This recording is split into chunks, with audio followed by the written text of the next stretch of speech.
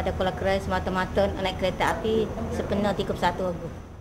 Assalamualaikum dan salam sejahtera. Bertemu lagi kita dalam rancangan Majalah KCTV.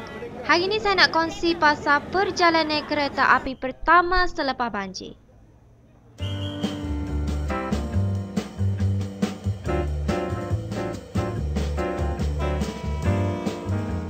Setelah hampir 8 bulan tertangguh ekor buah kuning hok melanda Kelantan hujung tahun lalu, perkhidmatan kereta api ini start beroperasi semula seperti biasa.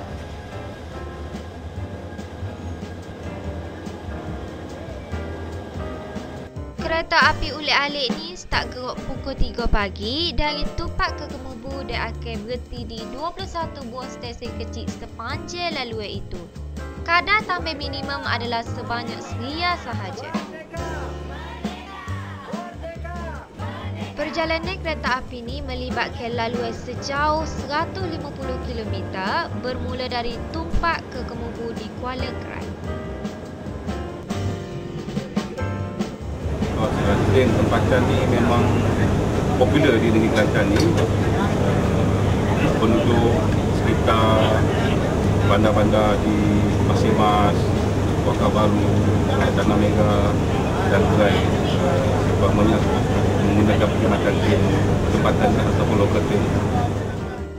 Kalau nak kira, kereta api ni memang bagi manfaat khususnya bagi pelajar yang duduk di Kuala Kerai ni, sebabnya kereta api ni merupakan pengangkutan utama untuk ke sekolah.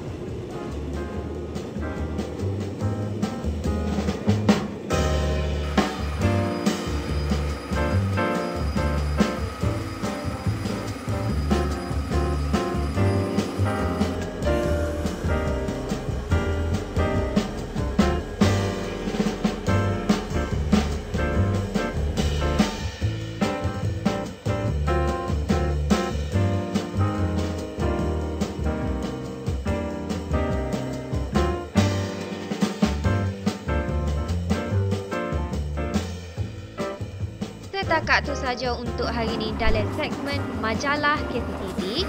Kita akan berjumpa lagi dalam segmen akan datang hanya di Kelantan Kreatif TV. Assalamualaikum, salam saya. Bye-bye.